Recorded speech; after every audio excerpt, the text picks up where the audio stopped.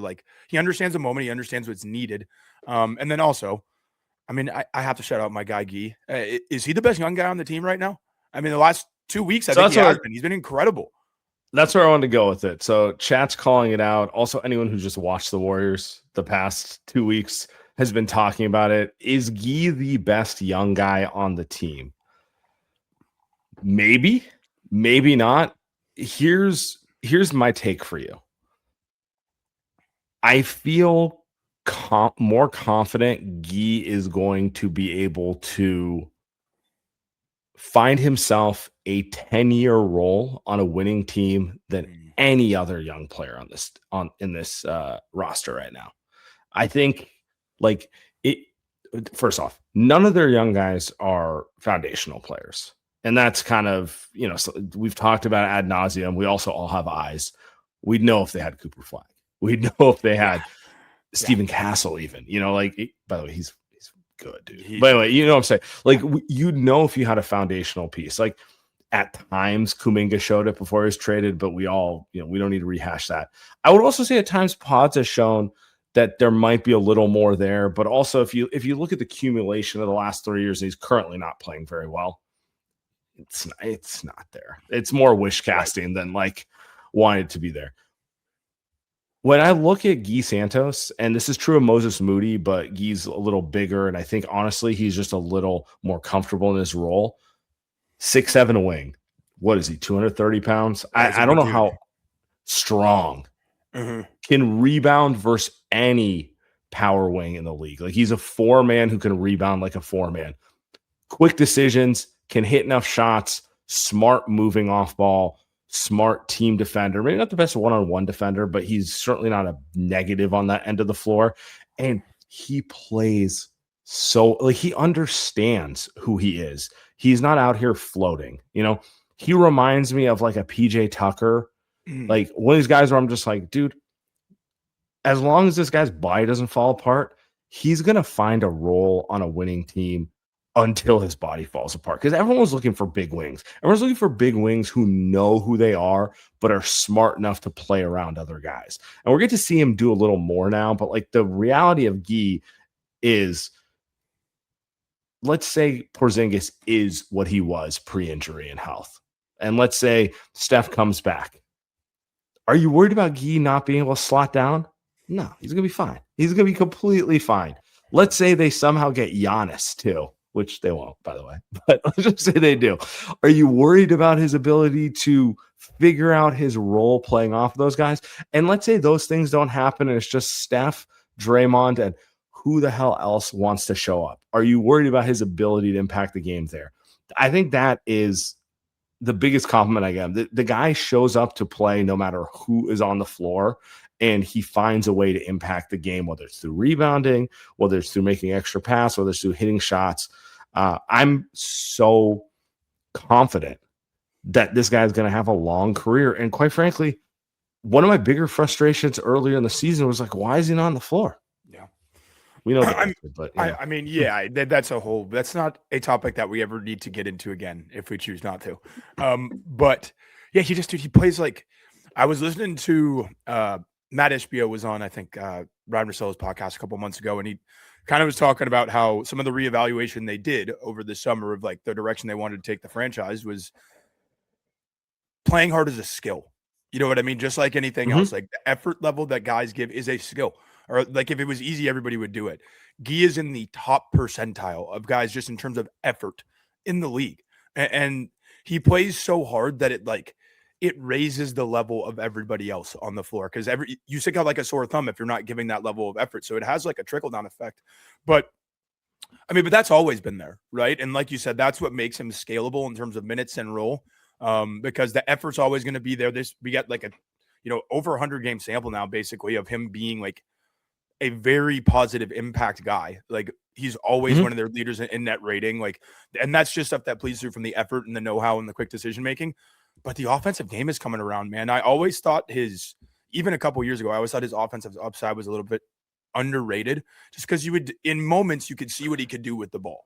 Like, there is some creativity there. He doesn't have the best handle, but he is big and strong. He can drive a closeout. And he's a good decision maker when he gets in the paint. And the shot has developed, I think, maybe a little bit quicker than I expected. Like, I feel comfortable with him shooting open threes. You know what I mean? Like, I don't necessarily want Yeah. to take in 10 a game, but I'm fine if he's taking 5, 6 a game. Like, absolutely, he shoots the ball pretty well. But the offensive game is expanding. I mean, it's obviously something they needed right now, but it's been essentially 2 weeks of this, and he's averaging, like, I want to say 16 or 17 a game on really good efficiency for the last 2 weeks. So who knows how real it is? Like, guys will go through up and down spurts, and especially as they're younger. But it's just really exciting. Like, it feels good to have a young guy where you're not like, there's not constant questions about who he And is. can I just say one other thing? Have a young guy who has positional size. Because Yes. they never find guys. Like I was texting with a friend, and it was like, is Guy their best young guy? And I started thinking about it, I'm like, Guy might be the first guy over 6'5" that has come through them internally that I'm like, I know this guy can play since like Harrison Barnes and Draymond Green. You know, Yeah. like they, Yeah. I guess that's unfair. Looney, throw him in there too. But like Sure. they've had so little success developing guys who are not guards. And so that like, even to your point, let's say the shooting comes down to earth and he's more of an eighth to 10th man in rotation, bro, I'll still take it. Like we've not seen them be able to develop like proper wings or bigs for about a decade. Some of that's scouting, some of that's a lot of things, but like he can play. He's going to fit in. You know who he also reminds me of is a player I was really hoping the Warriors would trade for when they still had Jimmy, and you know our kind of our expectations and our framing of this team was different. It was like Najee Marshall. Yeah. Yeah, No, I'm not saying I he's actually like that. I'm not saying he's going to be as good as Najee, because Najee's having a great season, and that's an excellent, like that is like the perfect energy wing, right? Like that's what you're looking for a guy who, like, okay, he's not a knockdown shooter, and you know he's not a primary creator. So how can he affect the game? I'm not saying he's going to end up being that good, but it reminds me a lot of that, where you're like, he's a little bigger than you think, a little more athletic than you think, and you're going to feel him when you play against him. Like those guys are annoying because he doesn't take possessions off, and he's smart. That's the other part of it. Like you have to have enough feel for the game, because like anyone can play hard in theory, but like if you don't know what you're doing, like it's not that useful. Like you have to actually be able to commit to the game plan a little bit. So I don't know. It's exciting. Gee should have been getting minutes a while ago, and I'm glad for the what are we calling it? The Gee believe, is that what we Yeah, call Guy leave. We got to come up with something good for it. But there's a lot of ways to play off his name, so we'll come up with something creative for it. But yeah, yeah, I do like the Najee comp in a sense, because there is some of like that secondary creation, like attacking from the second side, not being the primary guy, but creative enough in those situations. But also, like, they don't need touches to be effective, and I think that's like part of it? the You don't lose their effort if they don't touch the ball. Like you feel 100%. them, and if it's one of those games where the ball doesn't find them, you still feel them, which is very difficult for a lot of players. Yeah, especially young guys. Like the fact that he's Mhm. figured it out so quickly is just it's awesome, man. Like it is all positive on the key front. You know what I mean? Whereas all the other young guys, like we've gone through, there's periods where you love them, there's periods where you hate them. You're like you're frustrated with them. Don't hate them, but like you're frustrated with who they are as a player. Every time Guy gets on the floor, I'm happy about it. You know what I mean? Mhm. Whereas like sometimes most like, dude, what are you doing out there? Can you like show up a little bit? Pods can be one of the most frustrating players on the team, you know. So, but like Guy, there's never that factor with him. It's he's a fun player, man. I think that's the easiest way to put it, the simplest way to put it. He's a really, really fun player who's good and impactful. Is he going in your prize picks lineup on Yeah, Wednesday? you know, I feel like And how high is the Gui Santos rebounding line going to be? Is he more or less than 12?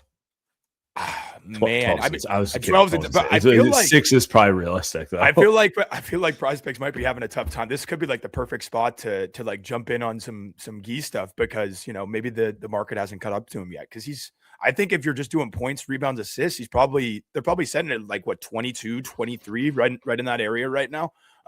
But yeah, I feel like we owe it to Maybe Gee. lower, to be Yeah, honest. Yeah. yeah. I mean, if it's lower than that, I think you got to jump on it. But I feel like the effort that Guy is giving us, we got to show him some respect and throw him in a prize picks lineup. Um, PrizePicks is the best way to win real money this winter. Make your picks in less than 60 seconds. Throw Gui Santos in there and turn your sports takes into real money all season long on PrizePicks. The app is really easy to use. To create a lineup, all you have to do is pick more or less on a few players' stats for your shot to win. So download the app today and use code LIGHTYEARS to get $50 in lineups after you play your first $5 lineup. That is code LIGHTYEARS to get $50 in lineups after you play your first $5 lineup. PrizePicks, it's good to be right. It is good to be right. And you know the other thing that's good? It's having healthy and affordable snacks for your child who is a pain in the ass. Guys, New Year, same chaos.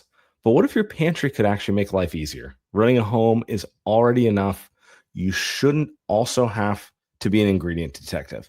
Thrive Market does the vetting, over 1,000 restricted ingredients, vetted brands, trusted staples. They make it easy with thousands of healthier swaps, things your kids love, blah, blah, blah.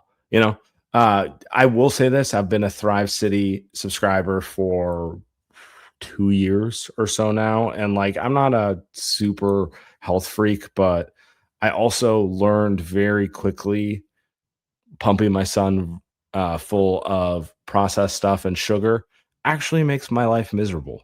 So if nothing else, I'm trying to avoid that. And then secondarily, eating healthy tends to be expensive. So trying to find ways to both give them healthier options and not run myself into debt all the time. That brought me to Thrive Market. Thrive Market's the best, guys. So join Thrive Market with my link, Thrive Market /LightYears. You get 30% off your first order plus a free $60 gift. That's thrivemarket.com/LightYears for 30% off your first order plus a free $60 gift. Free money. Set it up, guys. You're losing money if you don't do that. I mean, come on now. That's a great deal. Exactly, dude. Like, try it for a couple orders. If you don't like it, yeah. I'm not going to say that, but you know, you're out of my funnel by then.